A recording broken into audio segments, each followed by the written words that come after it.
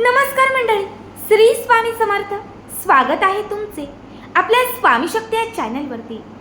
बघा, तुम्ही नेहमीच तुमच्या आजीकडून किंवा तुमच्या आईकडून जी जुनी माणसं म्हणजे जी वयाने मोठी माणसं असतात त्यांच्याकडून नेहमीच ऐकलं असेल की आपल्या जवळची लोक आपल्या घात करतात.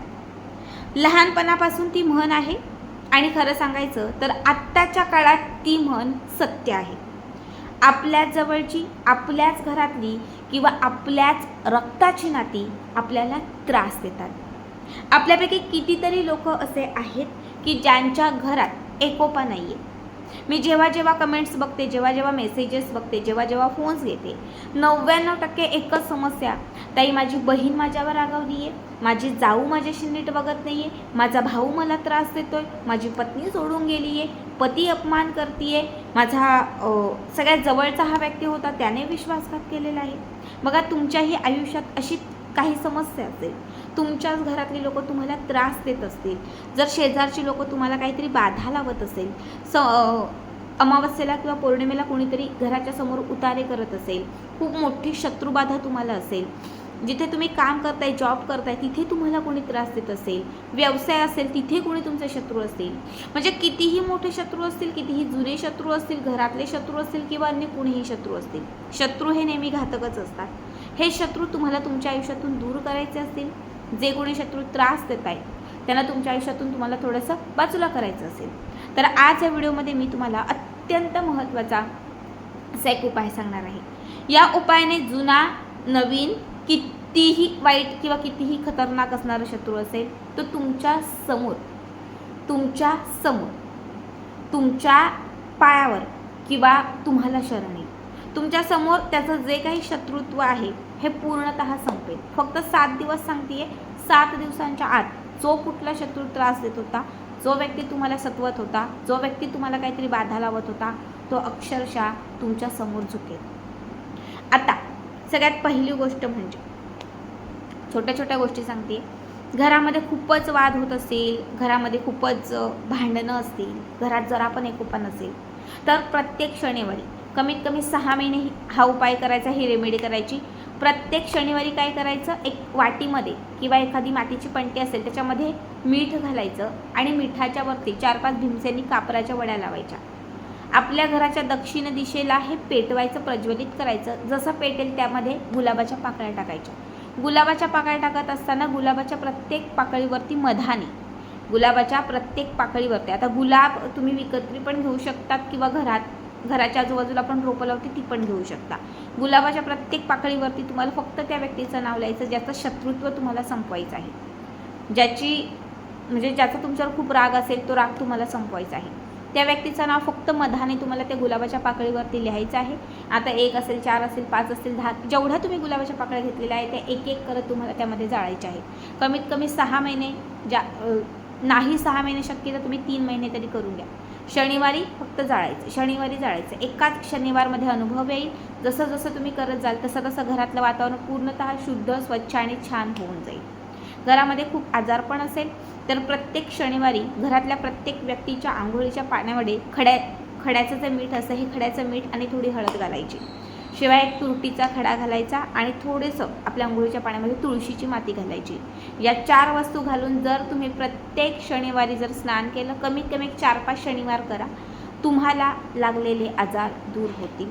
घरामध्ये असणारी निगेटिव्हिटी घराच्या बाहेर जाईल. सतत असणारी नकारात्मकता संपून जाईल. घर पूर्णतः पॉझिटिव्ह होईल.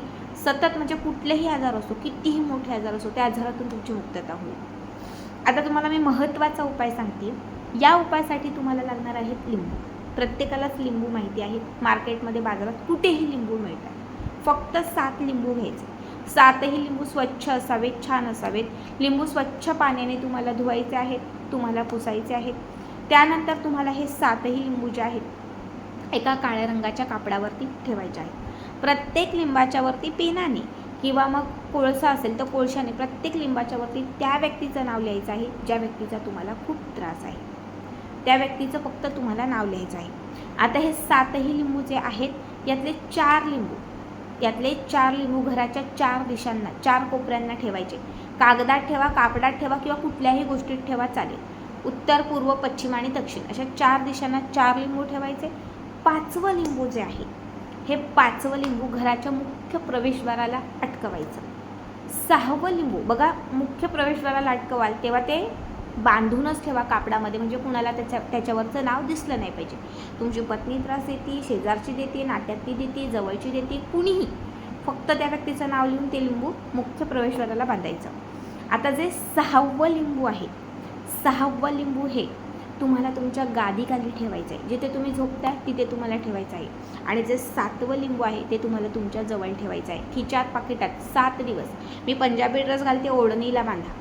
ट्रॅक टी शर्ट घालते, ट्रॅकमध्ये ठेवा. साडी घालते, पदराला बांधा, किंवा जसं जमेल तुम्हाला तसं, पण हे 7वं लिंबू सोबत ठेवायचं आहे. आता तुम्हाला काय करायचं आहे तर ज्या दिवशी तुम्ही हा उपाय कराल, आठवड्यातील कुठल्याही दिवशी, जो दिवस तुम्हाला आवडतो त्या दिवशी हा उपाय करायचा. आता ज्या दिवशी उपाय कराल हे लिंबू अभिमंत्रित करून त्या दिशेला ठेवले की त्याच्यानंतर काय करायचं, त्याच्या दुसऱ्या दिवशी, समजा आज मी हा उपाय केला तर दुसऱ्या दिवशी घरात जे मुख्य प्रवेशद्वाराला लिंबू बांधलेलं आहे ते काढायचं. मुख्य प्रवेशद्वाराला लिंबू काढायचं, घराच्या बाहेर यायचं, त्याचे 2 भाग करायचे.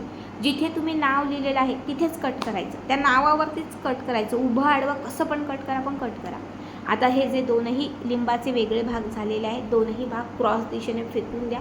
घरात येण्यापूर्वी स्वच्छ पाण्याने हातपाय धुवा. तो दिवस निघून गेला. त्याच्या पुढचा जो दुसरा दिवस येईल त्या दिवशी जे 4 लिंबू आपण ठेवलेले आहेत 4 दिशांना, त्यातल्या कुठल्याही दिशेचा एक लिंबू काढा आणि तो घराच्या बाहेर नेऊन कट करा. तिसऱ्या दिवशी 3रं लिंबू, चौथ्या दिवशी 4थं, 5व्या दिवशी 5वं, 6व्या दिवशी 6वं आणि 7व्या दिवशी शेवटी आपल्यासोबत ठेवलेलं जे लिंबू आहे, जे आपण आपल्यासोबत ठेवलेलं आहे, आपण स्वतःच्या खिचात ठेवलेलं आहे, 7व्या दिवशी हे 7वं लिंबूसुद्धा कट करायचं. आणि 2 दिशांना, कुठल्याही 2 दिशांना ते क्रॉस फेकून द्यायचं. घरात येण्यापूर्वी स्वच्छ हातपाय धुवायचे आणि मग घरात यायचं. बघा 7व्याच दिवशी तुम्हाला तुमच्या घरात, तुमच्या आयुष्यात एक वेगळी पॉझिटिव्हिटी दिसेल. सतत त्रास देणारी जी व्यक्ती होती, ज्याच्या नावाने तुम्ही हा उपाय केलेला आहे, ती व्यक्ती कुठेतरी तुम्हाला सुधारताना दिसेल. जी व्यक्ती सतत तुमच्यावर आग्रह करत होती, चिडचिड करत होती, ती व्यक्ती आपसुकच हा उपाय केल्यानंतर तिच्यामध्ये असणारा राग किंवा जे काही द्वेष आहे ते संपेल आणि ती व्यक्ती तुमच्याकडे अट्रॅक्ट होईल. आता जेव्हा जेव्हा तुम्ही लिंबू कट करणार आहात, जेव्हा जेव्हा ते लिंबू तुम्ही मध्ये त्या नावावरती कट करणार आहात, तेव्हा तुम्हाला मंत्र सांगते, तो मंत्र म्हणायचा आहे. मंत्र नीट ऐका, व्यवस्थित ऐका. ह्रीम श्रीम क्लीम. ह्रीम श्रीम क्लीम. त्या व्यक्तीचं नाव घ्यायचं. ह्रीम श्रीम क्लीम राहुल. नाशाय नाशाय स्वाहा. ह्रीम क्लीम श्रीम सुहास. नाशाय नाशाय स्वाहा. म्हणजे जे मी नाव घेतलेलं आहे त्याच्याऐवजी तुम्हाला ज्या तुमच्या शत्रूचं नाव घ्यायचं आहे ते म्हणायचं आहे आणि त्याच्यानंतरच हे लिंबू तुम्हाला कट करायचं आहे. आता हा मंत्र किती वेळा म्हणायचा तर तुम्ही 3 वेळा पण म्हणा, 7 वेळा पण म्हणा, 11 वेळा म्हणा, 21 वेळा म्हणा, तुमच्यावरती आहे. पण फार फार 21 वेळा तरी हा मंत्र किंवा 11 वेळा तरी हा मंत्र म्हणा, नंतरच ते तिथे कट करा.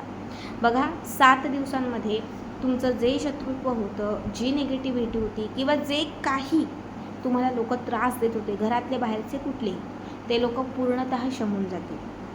खूप साधा आणि खूप सोपा उपाय आहे. पुन्हा एकदा उपाय समजला नसेल तर परत्यापासून बघा. पुन्हा एकदा बघा, व्यवस्थित मी सांगितलेलं आहे. 7 लिंबू पहिल्याच दिवशी अभिमंत्रित करून ठेवायची आणि दुसऱ्या दिवशी एक एक लिंबू बाहेर कट करायचं आणि जे कट केलेले लिंबू आहे त्याचे 2 भाग करून ते फेकून मंत्र तंत्र म्हणून मग घरामध्ये यायचं. नक्कीच हा व्हिडिओ तुम्हाला कसा वाटला कमेंट करा आणि असेच छान छान व्हिडिओ पाहण्यासाठी आपल्या चॅनलला सबस्क्राईब करा.